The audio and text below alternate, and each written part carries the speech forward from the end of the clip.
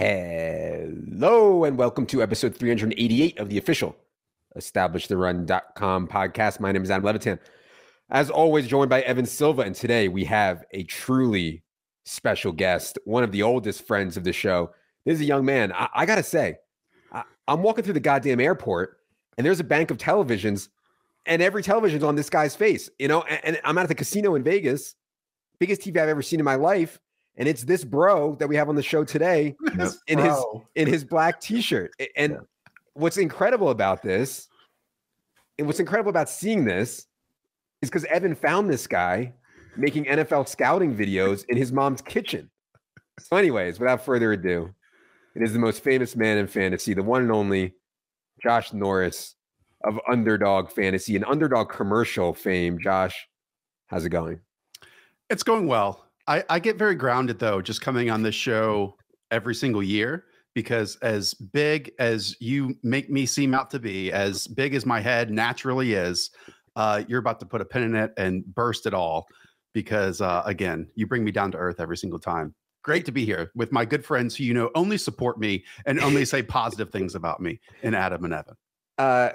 Did you know that you were going to be on like a national television commercial that's run over and over and over and over and over again? No, okay, I'll give you the story. So last August, when I joined Underdog in April, last August, and we have a great group, and our chief marketing officer is Liz, and she's fantastic.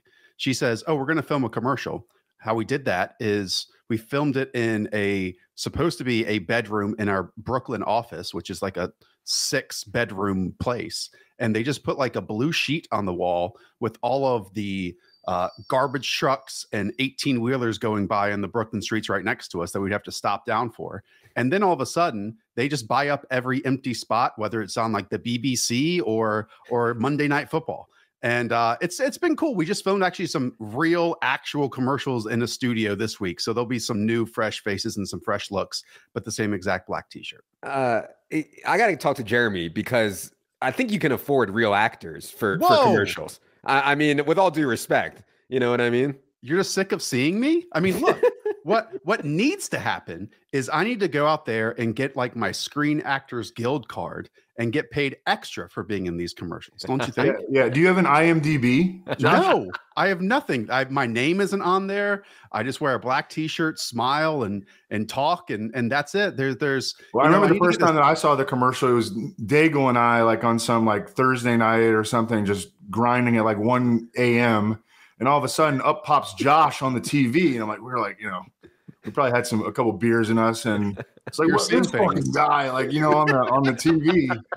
And it was hilarious. I texted Josh immediately. I was like, what are you doing on my TV right now? But it was super cool. I mean, I will say this, Josh, you're not done an incredible job of building your own brand and pumping Underdog and becoming a true fantasy analyst. I mean, you didn't start off as a fantasy analyst. I mean, you started off as like a college football, almost like an online scout, you know, draft Twitter guy, you know, and so you have been able to change, you know, what you do and what you're good at. And my hats are off to you. Although, sorry about the mock draft. Well, no, we're gonna get to that in a second.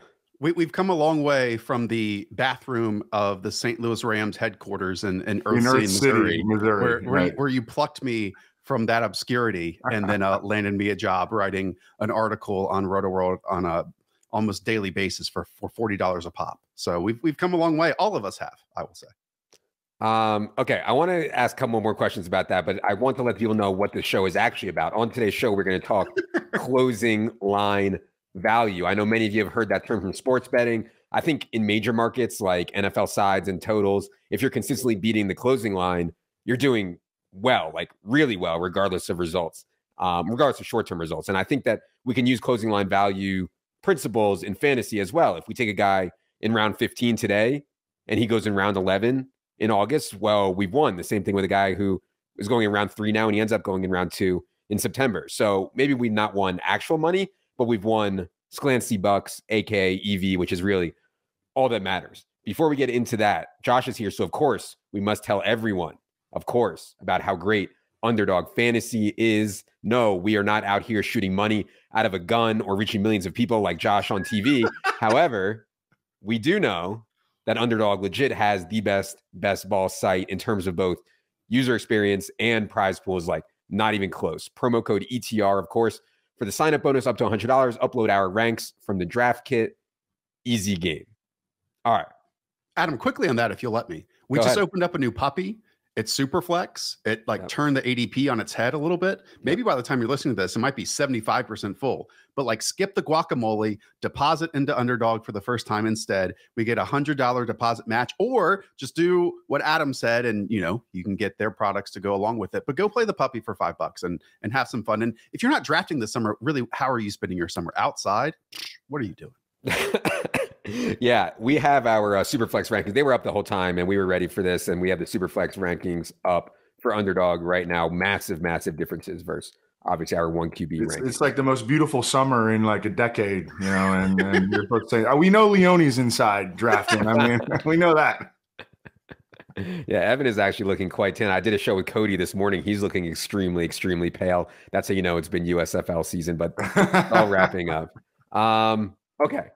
Mock draft. So, in 2021, Josh had the best mock draft in the history of mock drafts. Literally the best mock draft. In 2022, he finished in 86th place. Now, my question to you, Josh, is this evidence that this is a extremely variant, luck-driven exercise in which anybody can get lucky for 1 year? Or is this just evidence that you personally were a fluke in 2021 and in 2022 you regressed to your baseline? A few things. Okay.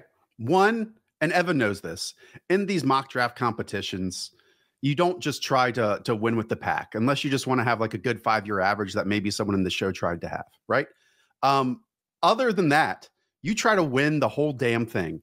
And what we just saw, we're recording this on the Friday after the NBA draft, a betting syndicate was better than the insiders for what we saw with the #1 overall selection.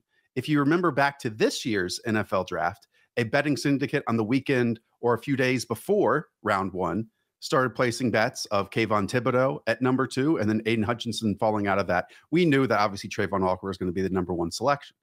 So I went with that information. I went because of the Trey Lance, decision that allowed me to have the greatest mock draft in NFL history. In fact, if you Google NFL mock draft, there are 14.9 million results out there. You're still looking at the king, baby. We are the 72 Dolphins, undefeated. I still pop champagne if no one's going to hit 16 of 32 picks ever again. So while you say I'm losing, Adam, until someone gets 17 correct, buddy, I'm still winning. Okay. Wow, so he's standing. Evan, how do you respond? He's standing on the laurels of his one championship. As I stare down at Josh in the 5-year cumulative rankings, I say I would rather be the 2000 Patriots than the one punch and done Dolphins. So Bill Belichick, I'm Bill Belichick, and you're I don't know who's the running back that's always out there for the 72 Dolphins. Oh yeah, I know you're something about Morris. Mercury Morris. Quickly, and by the way, Adam, would you rather be Bill Belichick or Mercury Morris? Well, here's a would you rather. Would you rather hear about the summer of 59 or the summer of week 17 and all the stuff that we're hearing? Wouldn't you rather hear me talk about the mock draft championship all summer instead of only hearing about week 17 correlation? Yeah, actually, we're gonna have a talk with. It's a cult. With these virgins. I was just hanging out with Overzet in Cape Cod, and we had to talk about it. I think he started it, didn't it? He started the cult of the week 17 cult. I don't want to blame a single person for the hive mind that can be the week 17 correlation and only drafting about 6 teams from your player pool for these drafts all summer. So I definitely blame the mans. I blame the mans. I did a stream with Herzig, and he was like, do you know who the Giants play in week 17? And I said no, and he looked at me with such disgust.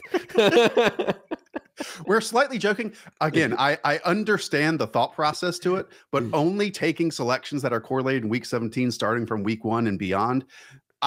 I was introduced to it by Davis Maddock in one of our streams on Underdog Fantasy's YouTube channel. And literally he's like, oh man, I got to get the Zach Ertz, Tyler Algier stack and just forget about everyone else with the bring back. I'm like, bringing back is like the small, and now it's changing ADPs, guys, like Cortland Sutton, Jerry Jeudy, Tim Patrick, while Russell Wilson's going the opposite direction. It's a fun conversation to have, but maybe some of y'all should have drafted some running backs last summer too. No surprise that there's a lot of overlap between the Week 17 Colt and the spreadsheet socialist. No surprise there.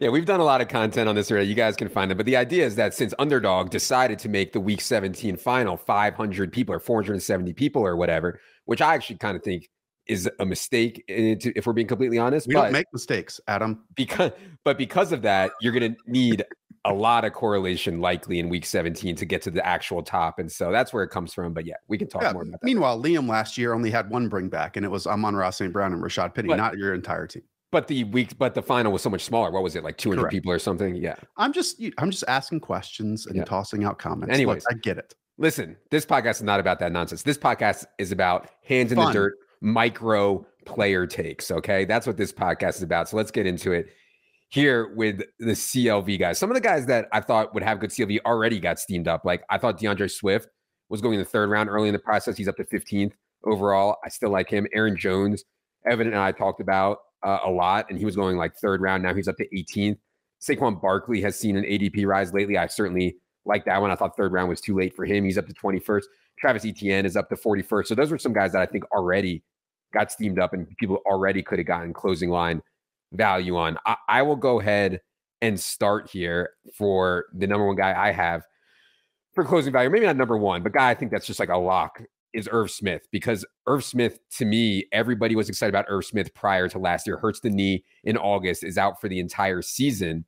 Now he returns to find himself without Kyle Rudolph. His backups are Ben Ellefson and Johnny Munt. And he enters a situation where Kevin O'Connell is going to throw the ball at a way higher rate than these boomers like Mike Zimmer did. So, and I understand Mike Zimmer was mostly just the head coach or whatever, but he was influencing the offensive play calling as well. 20th in pass rate over expectation were the Vikings last year. I could see them 10th or better this year. And Kevin O'Connell, like that Tyler Higbee role for the Rams last year was awesome. And I think Irv can really play, man. He's only 23. I'm not sure what you guys thought of Irv Smith coming out, but I know that a lot of draft Twitter was really excited about Irv Smith coming out as well. So I would be shocked if Irv Smith's final ADP is not significantly higher than 137 overall once people get on the Vikings passing train and they see that Irv is healthy. So Evan, I think you and I were doing the Rotoworld football podcast at the time Irv Smith came out in the draft, and he was like a receiving tight end, but maybe an average baby. Athlete. I mean, when he came out, he was a baby. I mean, he was not even of legal drinking age when he entered the NFL.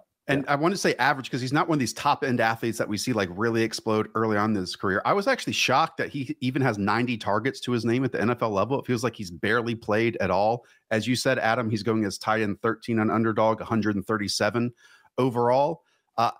Like you, this is more of like a take of the Vikings in general. I think they're going to be 11 personnel oriented with KJ Osborn playing a variety of alignments. And then not just, you mentioned Tyler Higbee, but Kendall Blanton went out there in some key games and had a huge receiving role, huge pass catching role for the Rams. I have no idea how this offense is going to look other than I'm so in on Justin Jefferson. I'm so in on Adam Thielen because they're going to throw the ball more. And at this price, even if I don't love the individual talent, Irv Smith is literally the only tight end on that roster, period. Yeah. One of these ancillary pieces is going to pop for the Vikings because they're going to have a much stronger lean toward the passing game under Kevin O'Connell, transitioning away from the Mike Zimmer, Stone Age offensive philosophy. And if something happens to Justin Jefferson or Adam Thielen, and the arrow has started to point down on Adam Thielen at this point, one of these guys, whether it be KJ Osborn or Irv Smith, I think is going to really pop. I think that, KJ Osborn is a guy that I put on my list. He's a really good athlete. We saw that he could play last year. He popped for some big games. He slowed down as the season progressed. That was to be expected. But, going from, it was never going to happen for him as a number 3 receiver on a run first team. But now it's going to be, they play indoors. They've got an accurate quarterback. They've got an offensive overseer now that is going to be more willing to throw the football. And they don't have a very good defense, by the way, especially on the back end. I mean, they're trying to fix the back end right now. They spent up a lot of resources in the draft to try to fix the back end, but they're going to continue to give up a lot of points until that back end coalesces. And I think they're going to score a lot of points. I mean, I think that the Vikings could be a team that sneakily finishes top 5 in the NFL in points scored. And these ancillary pieces on the back end, Irv Smith and KJ Osborn, are really interesting. And I think that as people start to kind of realize what's going on here in Minnesota, those ADPs are going to rise. I think it's a great time to draft those guys. And we know that Kirk Cousins is a tier 1 quarterback, right, Evan? We established that last summer. Oh my gosh. About that. KJ Osborn currently going 150th overall on Underdog. I agree with Evan. I think that one will rise too. So we have Irv Smith, we have KJ Osborn on the list. Josh, go ahead with one of yours. I know. I'm interrupting the video. Wah. But if you're enjoying this video and want to see more fantasy football and DFS content like it, please just take 2 seconds, hit the subscribe button, hit the thumbs up button. It really does go a long way for us, and we'd appreciate it. Thank you for watching, and now back to the show. Yeah, I have a bunch of later names, so we'll get to them, as the show goes along. But the first one is James Conner, man. I mean, James Conner is kind of in an island by himself at the end of the 3rd round, running back 15, 33 overall. He's sandwiched between Javonte Williams, who's firmly, at pick 27 right now, and then Ezekiel Elliott, who's at 39 overall. I feel like people just don't want to love James Conner based on his last few seasons in Pittsburgh. But when we separate what he did and analyze what he did last year in Arizona, when they were, healthy, Chase Edmonds basically had the job between the 20s, and it wasn't just a passing down guy. It was 1st, 2nd, and 3rd down. And then we got into the high value touch area. That's where James Conner dominated. And that's why he scored so many touchdowns. But we know that Chase Edmonds is now gone. Got handsomely paid, was the first contract in free agency. In the 6 games last season, when James Conner had that backfield to himself because of Edmonds' injuries, he played 61, 77% of the snaps, 82, 82, 91, and 96%. I mean, that equaled running back 1 week, running back 2 weeks, running back 7 weeks. I just think that we're not only going to get still the high value touches, still the every down feature back role, but we're also going to get more in the receiving game, in an area where James Conner caught 37 of 39 targets. This is a player to me, if he was going at the end of the 2nd round, you can make a case for that 100%. And that we're able to get him in that middle of the 3rd, late 3rd round territory. I just do not get the hate that James Conner is getting for in drafts right now. But I think part of it, Adam and Evan, is that Underdog drafters still don't want to draft running backs. And It's wild to me based on last offseason, how we saw last season play out. Right. No, totally agree there. Underdog leans extremely wide receiver heavy. Best ball format is going to lead to more wide receiver type volatility being better. I think in redraft, you'll see James Conner into round 2 for sure. I think the reason people are scared of James Conner is just they assume he's going to get hurt. And predicting injuries is such a dangerous game to play. I know there's a lot of people out there that think they can do it. Guys are injury prone until they aren't. James Conner sustained health for a while last year, did come down. I believe it was an ankle late last year that ended up slowing him down late in the year. But yeah, I mean, the backups are Darrell Williams, who I think we all agree can't really play very well at the NFL level. Benjamin, and I know there's some Keontae Ingram stands out there, but he's I mean, Darrell Williams is not even a guarantee to make the roster. He's signed at near the minimum level. We've seen, I mean, Benjamin couldn't even stay ahead of Jonathan Ward last year. They gave James Conner legit money. I mean, I have James Conner right now as RB 13. And I think his ADP is right around RB 15. I'm fine being a little bit ahead of ADP on him. The way that they run their offense, I mean, they spread the field in Arizona. He didn't have a great yards per carry average last year, but he also had a ton of short yardage carries, especially, that's, part of the reason why he scored so many touchdowns. I don't think he's going to score that many touchdowns, but he still has massive touchdown upside. He can catch the football. He's got 2 really good seasons on his NFL resume last year, and he had a season where he had almost 1,500 total yards in Pittsburgh. And then he had another season in Pittsburgh where he was injured on this the entire year, 13 games, had almost 1,000 yards from scrimmage. He's good. He's good. He's not a special player, but he's in a great spot. He's going to get a ton of volume. It's a running friendly scheme, and he can do everything well. Maybe not the master of one particular trade, but definitely is good at all of them. Yeah. James Conner was 2nd in the NFL last year in carries from inside the 5-yard line, only behind Jonathan Taylor. That'll hurt your yards per carry. Yeah. Okay, I'll go next with my next one. I think Josh is already on this one. I don't know if this is one of Josh's guys or not, but I'll go with Rhamondre Stevenson. I first got to know Rhamondre Stevenson in the preseason last year when he was on my first team all preseason list, just absolutely shredding. I mean, nobody could tackle this guy in the preseason. But I think the key for this year is not, hey, he's going to beat out Damian Harris. I don't think that's likely. I think James White's hip is in trouble. He has this hip surgery. I don't know that he's even going to come back to full strength or even going to come back to health. I think that was at least part of the reason that the Patriots drafted 2 running backs, one of them Pierre Strong, who I know a lot of people liked as well and can play in the pass game. But getting Rhamondre on the field more, I feel like is only a good thing for the Patriots. And so some share of the early down work and then all of the pass down work, if James White misses, I mean, that's a really, really good role for someone as explosive as Rhamondre Stevenson. So obviously if James White injury gets more public, he misses camp, Rhamondre's ADP is going to spike. I think it could spike anyways. And so, yeah, to me, it's a bet against James White and a bet on Rhamondre. I know, Josh, you've been very vocal about your Rhamondre love over the last month. Well, and it's in contrast to my love last summer for Damien Harris, where I think people didn't get ahead of what the Patriots offense was going to be and how it was going to try to be bully ball. And I think what you outlined is really important. Like Damien had 30 carries inside the 10-yard line last season. That equaled 11 touchdowns. Rhamondre only had 11 carries inside the 10, and that equaled 5 scores. But in like the small sample, and actually a pretty large sample for a rookie running back in a Patriot system, like he played a lot. And I don't think any of these backs that they just drafted are going to play nearly as much as Rhamondre played last season. He was insane in terms of his big playability. He's a big back with balance. I mean, when you look at 10+ yard runs and 20+ yard catches, again, those equal big plays. Only 3 players had over 15% of their attempts equal that. Nick Chubb, Rashad Penny, and Rhamondre Stevenson. I mean, 22 big plays on 147 touches. So to me, like you said, James White, I think Mike Reese even left him off the projected roster because he expects him to start the season on the PUP list.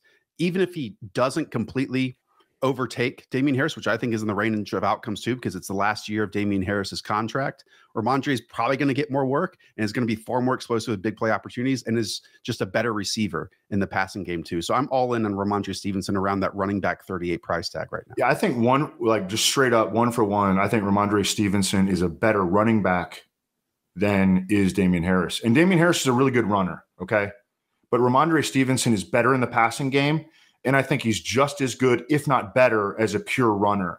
And so I think that this is the year, especially if James White starts out on PUP or whatever, comes back and he's just a niche player. Rhamondre Stevenson is the best receiving back in New England. Pierre Strong, there are a lot of things to like about Pierre Strong. But at the end of the day, the dude is an FCS rookie coming into the NFL as a day 3 pick. And I don't know. I think that Rhamondre Stevenson has like breakout potential as much as almost any running back that you can get from rounds 8 on. Yep. All right. Evan, go ahead with the next guy you want to mention. Robert Tonyan. And we got a positive report. I think it was today actually that Robert Tonyan has been cleared for running. He tore his ACL last week 8. So he's not one of these guys like Michael Gallup and Chris Godwin that, tore their ACL like super late in the season. He's had a little bit more of recovery time. Everybody's like trying to sort out the wide receiver position in Green Bay, and it's not easy to sort out. You got a lot of different dudes with a lot of different skill sets. Robert Tonyan is the most experienced, other than Randall Cobb. Robert Tonyan is the most experienced receiver, pass catcher that Aaron Rodgers has returning. We saw what Robert Tonyan, when healthy a couple years ago, how great he was in the red zone. No Devontae Adams. Mm-hmm. He had like a 90% catch rate almost, Robert Tonyan, which is insane to think about. The dude can catch. We always were kind of intrigued by Robert Tonyan because he was a spark athlete. He was a top 5 spark tight end coming out in his draft class. And, once he finally got the opportunity, it took a couple years, which is not uncommon for tight ends. But once he finally got that opportunity, he capitalized on it. I think Aaron Rodgers trusts him. Again, he's a good athlete. He's an excellent hands catcher. And, there's a lot of uncertainty in the wide receiver core. Why wouldn't we pivot to Robert Tonyan? I moved him up recently. I had him at like tight end 17, 18. I moved him up to tight end 13. He's sort of in that tier where, it's like Irv Smith and Mike Gesicki and, David Njoku's maybe sort of like toward the top of the tier. But, it's just a big tier of tight ends that might pop, but I think he's toward the top of that. Mm-hmm. Yeah. My thing with Tonyan was I didn't know about health, and I agree with you that if we start to get a steady flow of positive drumbeat on his health, he will certainly rise. Current ADP on Big Bob Tonyan is 143.3. Any thoughts on that Josh, and then also you can go into your next guy.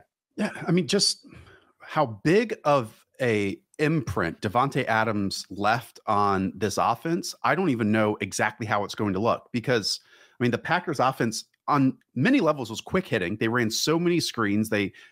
And obviously Aaron Rodgers towards the end of the years, like always locked on to Devontae Adams. Without that, you know, you have the fourth highest target receiver in the NFL last season, actually third, with Devontae Adams with 27 targets inside of the red zone, had 10 touchdowns in that environment. Like, we know was exceptional in that area. So like, I know you've really outlined already Aaron Jones, and you know, if Robert Tonyan gets half of those, if he gets a third of those, like that's where so many tight end points come from, are those high value target and opportunity areas. And really the bar to have like a weekly relevance at tight end in comparison to wide receiver or running back is so drastically different.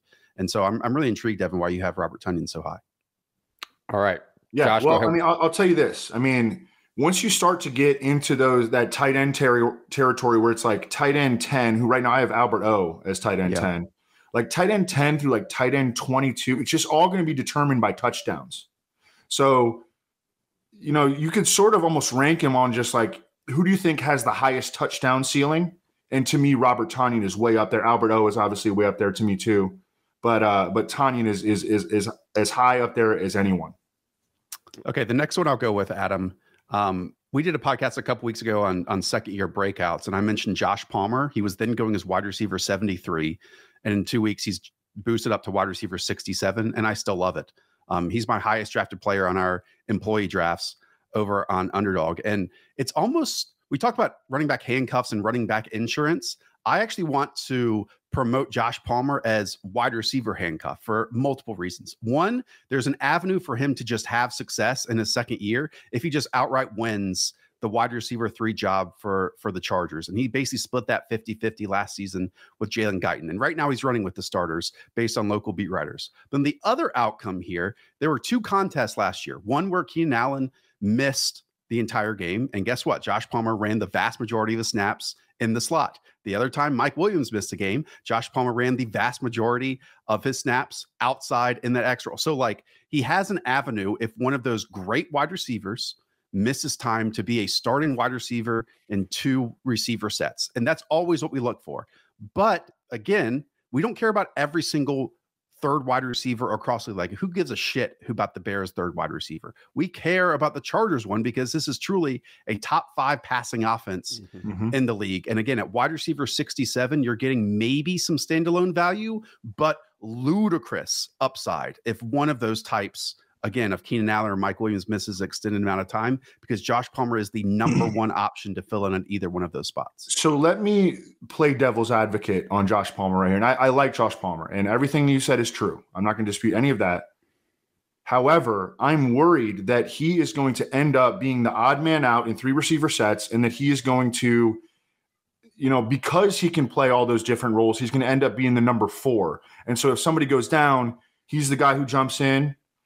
They're slow. The Chargers are slow in the pass catcher core. They need a guy like Jalen Guyton out there to, you know, divert coverage, because Mike Williams is not fast. Keenan Allen is really slow, you know, and getting slower. And Josh Palmer really isn't a speed guy. I think Josh Palmer absolutely can play. I think he's going to be a starter sooner rather than later. And he probably will have some good games this year. It's just, is he going to be able to crack 3 receiver sets? You know, because they need speed on the field, and Jalen Guyton can give that to them. Early indications are good. Like, it's only been OTAs, but the beats say that he is running, and then Jalen Guyton's running as a punt gunner at the moment. I mean, he played 612 snaps, Guyton did last year, compared to Palmer's 457. And there were some really nice plays too. I mean, there contested catch against the Patriots, a backside vertical route against the Giants, that contested catch middle of the field on 4th and 21 to take that Week 18 game against the Raiders to overtime. And I would even say, just from our eyes, Evan, Jalen Guyton's one of like the worst route runners in terms of getting off press and man coverage in the league. And Josh Palmer, again, has this tangible skill that you can play as an outside receiver, and already did this last year when the opportunity arose. So again, I think there's 2 outcomes here. And if we get both, holy shit, wide receiver 67, I want that. Yeah. Yeah. I had Josh Palmer on my list too. I think I'm more scared about Keenan Allen than the rest of the market is. Like I've seen Keenan Allen go a lot in round 2. I'd rather take Josh Palmer as like a total flyer with one of my last picks than Keenan Allen in round 2. Keenan Allen needs a lot of volume based on where he runs routes and his explosive ability and his speed. Like Evan said, he needs a ton of volume to get there in round 2. And they're just so loaded, man. I mean, from Gerald Everett to Josh Palmer to Eckler to, they're just so loaded. I'm not sure that Keenan can sustain that volume. Okay. I'll go with another one of mine here. I think I'm going to go. I have one that I think Evan might want. So I'm gonna go with Trey Lance. He's currently 89th overall. I think there's some people out there who still think Jimmy G has a chance. I know Evan, as recently as a month ago or so, thought Jimmy G still had a chance to be on 49ers. I don't know if Evan still thinks that. But I don't. We've discussed this. Yeah. Like they have shut him out of the building. Right. Like he's not going to the quarterback meetings. You know what I mean? Like yeah. I mean, he's still on the roster, but clearly they've moved on. It's almost like they had to force themselves to move on. Like, if he was in the room right now, like Kyle might be like, hey, we've won with this guy. Yeah. Once he gets healthy, like let's go back to him. Like they've had to force themselves to move on from him. And they need to. I mean, they gave up 3 first-round picks for Trey Lance, but go ahead. Right. Yeah, exactly. So once everybody realizes that Jimmy G is not coming back, whether it's an official trade or a release or whatever, Trey Lance's ADP, I think, will spike. And then once people start understanding what Trey Lance can do with his legs, I know the sample size was small last year, but it was very, very clear that one game he had 16 carries. You don't see quarterbacks with that kind of rushing upside. On top of that, you give him Deebo Samuel, who's now looks like it's going to be okay, and he'll be back with the 49ers. You give him George Kittle, 2 of the best yards after catch guys in the league. You can really make a case for Trey Lance. And I know that people are already on him to some degree, especially on Underdog, which I think is a little bit sharper, where he's going around, 89th. I still think that quarterback 11. Yeah, I still think he can rise on that. He's still a good pick there at 89. So that's what I'll say. Like me and Leone had a debate, Josh Allen in round 3 or Trey Lance in round 8. To me, it's Trey Lance in round 8. I have a bunch of 49ers takes. I'll throw out the first one. My favorite thing to do if I miss out on those top quarterbacks that you just mentioned, like Josh Allen or Patrick Mahomes, whoever else, is like double tapping Tom Brady and Trey Lance, because they're about 9 picks difference in back-to-back rounds, and just getting like 2 different types, but one in obviously Brady, who finishes the quarterback 3 last season, and Trey Lance, who has that ludicrous upside. Evan, I know you watched these games last year with like the Cardinals game and the Texans game were very different. Like when he started that Cardinals game, Kyle was like, hey man, you have to make all the plays for us. And it was not good. It was bad. And then they did a bit more, not traditional stuff, but the passing game was a bit more predetermined in that it was outside breaking routes. And I think we're going to get that more often, obviously, because Jimmy, as many negatives I might say about him, throwing in the middle of the field is tough. And he trusted it, and he threw through garbage and trash and was really solid there. The second big game for Trey Lance, well, the big start was against the Texans. Yep. And it seemed like as the game progressed, Kyle grew more confident. Trey Lance ADOT in the game was like 12 yards. I mean, he was ripping it downfield. And the other part of that, Evan, is he had the highest intended air yards per attempt of all quarterbacks in the league last year. If you extrapolate this, again, tiny sample, but he also held the ball the longest of any quarterback in the league at like 3.37 seconds. But that makes sense. Like when you basically had played 1 game in the last 2 seasons, Yeah, absolutely. I mean, what did he have? Like he had 390 total dropbacks in his entire college career or something like that. I mean, Kyle's going to have to exercise some patience with him. He's going to have to be patient. And Kyle's such an offensive structure, for the lack of a better term, Nazi. I mean, he's, committed to staying within the offensive design. He wants his court. That's why he loves guys like Kirk Cousins and Jimmy G and Trey Lance. He needs to be a little bit more flexible. He needs to be a little bit more patient. But I think that he's embracing that, and it shows in the fact that they've like locked Jimmy Garoppolo out of the building. Yeah. My quick galaxy brain thought here, Adam. And look, if Kyle, who's very honest, talking about, trading Jimmy and all the press conferences he's doing right now, came out and said, oh, Eli Mitchell's our running back 1. Eli Mitchell would skyrocket from running back 24. He hasn't done that yet. What if, and I'm just going to say this in your show, so it's lasting forever.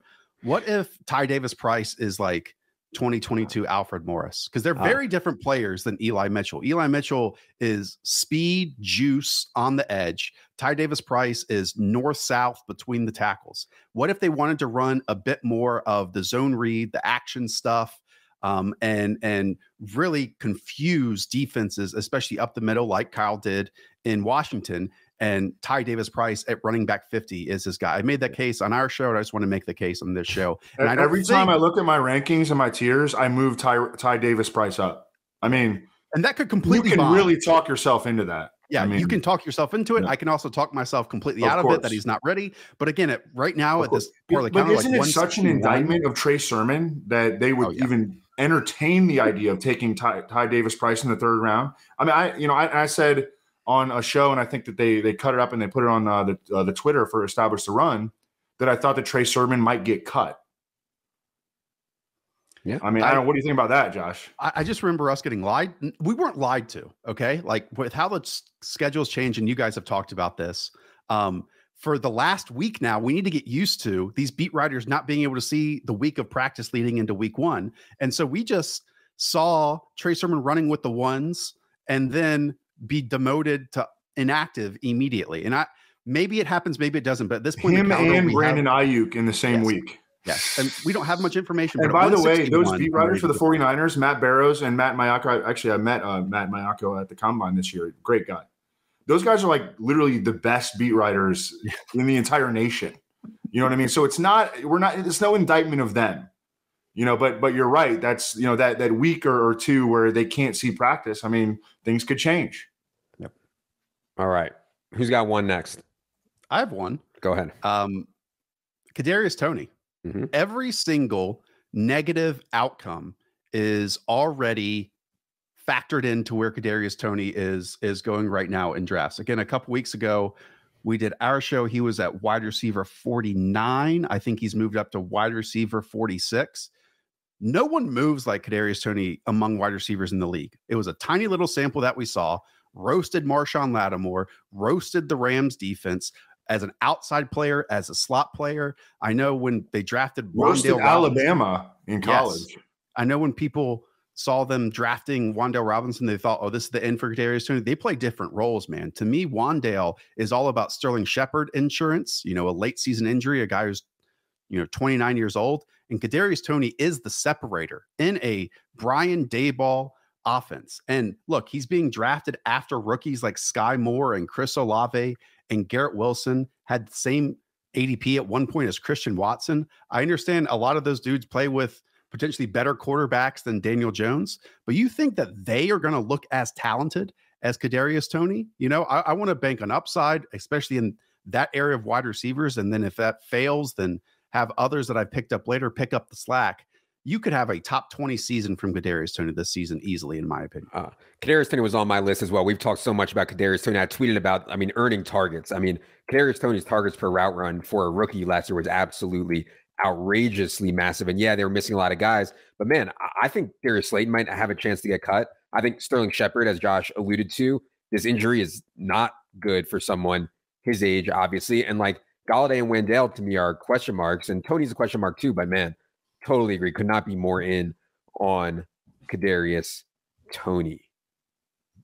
Evan, you got anybody left on your list? My last guy is Mark Ingram, and I know it's gross, and I know it makes you feel dirty, but Alvin Kamara is going to get suspended. And, you know, there was a report yesterday from Pro Football Talk, and that Alvin Kamara is bracing for at least a 6-game suspension. And I'm not surprised. I mean, if you go look at the details of, you know, the alleged incident, it's not good for Alvin Kamara.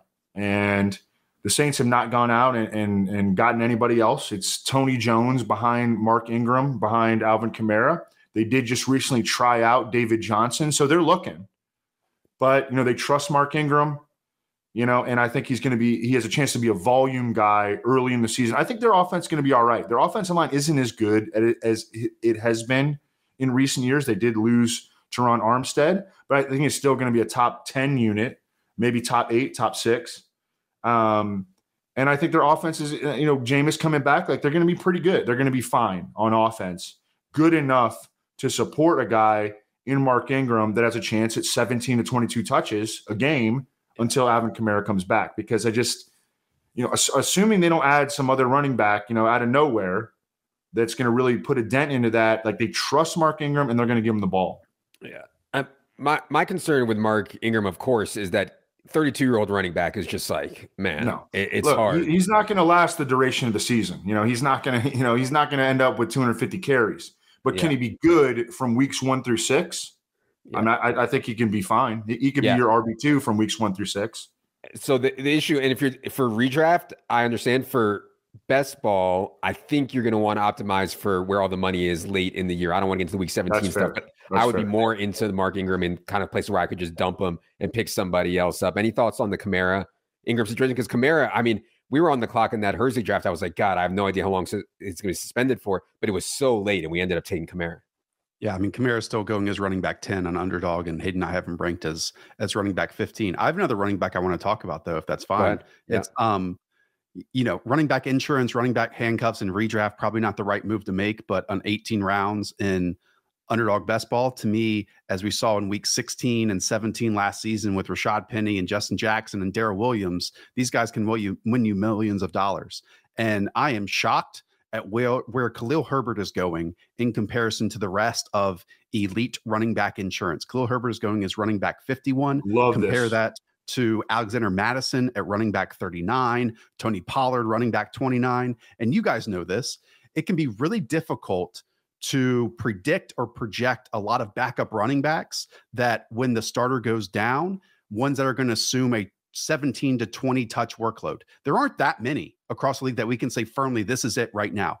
Guess what? Khalil Herbert is one of those. In the 2 games that David Montgomery missed last year, and sure, his different coaching staff and a different GM, but he had 20 carries for 86 yards and 2 receptions for 11 yards. You guys know this. Khalil Herbert is legit good at the game. He's probably not going to see a lot without David Montgomery missing time. But when he's being drafted around the likes of Nyheim Hines at running back 43, Kenny Gainwell at running back 48, I always kind of bypass those standalone pass catching, give me 8-7 points a week types for the true outcome ceilings of 17 to 20 carries that can equal a running back 10, running back 11 week. And I believe Khalil Herbert is the biggest value in that right now. Yeah. I think the reason that he doesn't go higher is just because people hate the Bears. I mean, there's just a massive stigma around the Bears. Yeah. Totally understand that. Like, they're bad at the game, but he's good at the game. Well, I'll tell you, when I was on vacation, I went back and watched some Khalil Herbert from last year just to kind of refresh my memory. Dude is a baller. He's low to the ground. He's got great balance. He's got great vision. I mean, from a scouting standpoint, he's just like, this dude is really good. Like, he might be a reason that maybe the Bears, I think this is Dave Montgomery's contract year. I wouldn't be surprised if they let him walk. They probably should let him walk. Yeah, for sure. I have one more running back insurance to give you, and it's really under the radar. Chris Evans, running back 64 with the Cincinnati Bengals. I think we're all sick of Samaje Perine, or at least we understand what Samaje Perine is. I always look to Joe Goodberry for a lot of Bengals stuff because he's about a month or 2 ahead.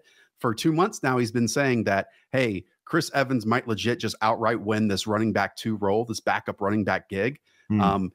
Athletic freak, fantastic in the receiving game. If he just supplants during training camp Samaje Perine and Joe Mixon misses a lot of time, this on your normal Underdog drafts is your 17th or 18th round selection for a team with a better offensive line, for someone who's a fantastic receiving back with, to me, tremendous upside. And who truly knows what happens if, again, Joe Mixon does miss extended time. But Chris Evans is the type of player that I want to spend that late round pick on. Yeah, we talked about this on the news episode, but they're not going to change Mixon's role. I mean, Mixon was only in on 17% of 3rd and 3 or more last year, and they have no intention of changing that whatsoever. I remember during last training camp, there was some coach quote that said, like, Chris Evans has the best hands for a running back I've ever seen in my life. And I tweeted it, and Chris Evans somehow found it and retweeted it himself. So me and Chris Evans are friend of the show. Exactly. Chris Evans is a friend of the show. And that's a team that really cares about explosive plays. I mean, they didn't throw all that often last year, but the explosive plays got them home. Who's more explosive, Chris Evans or Samaje Perine? Like, to me, again, the trail is starting for him to be that number 2 option in the backfield. All right, last one we're going to do today from my list here is the guy that I know Evan is on, and it's Miles Sanders. You know, there's going to be a lot of talk about touchdown regression for Kyle Pitts and for Miles Sanders. Now, Miles Sanders did not get the red zone opportunities last year. Those went to Jordan Howard and Boston Scott and some Kenny Gainwell even. But I think Miles Sanders is so clearly the most talented back on this roster. I think he will earn a bigger role. And this offense has a chance to be like really freaking good, right? So to get Miles Sanders at 81st overall, close your eyes, bet on talent, bet on offense, bet on offensive line. And like, I don't see how you could not take Miles Sanders at 81st overall. And for those reasons, I think Miles Sanders will rise by the time August gets here. Mm-hmm. Yep. PFF, Pro Football Focus, recently put out their offensive line rankings. Eagles #1. Yeah.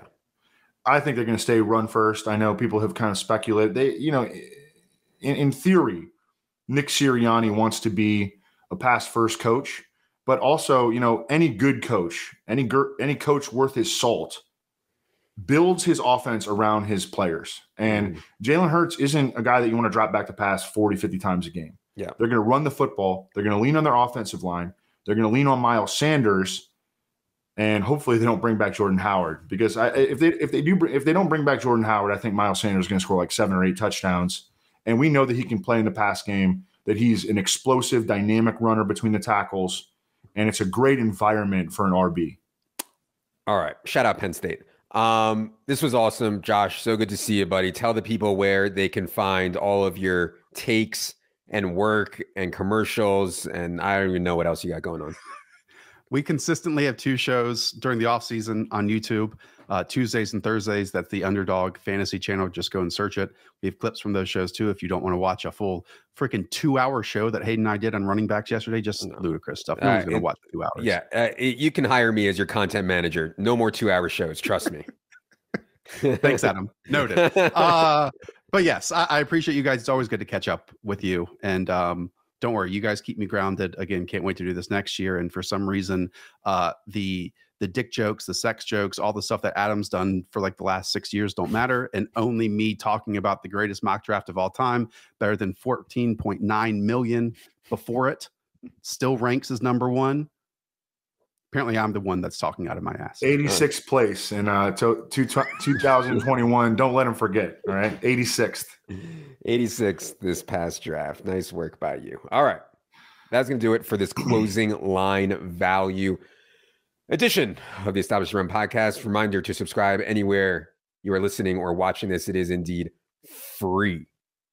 For Evan, for Josh, for producer Luke, I'm Adam. Good luck, everybody.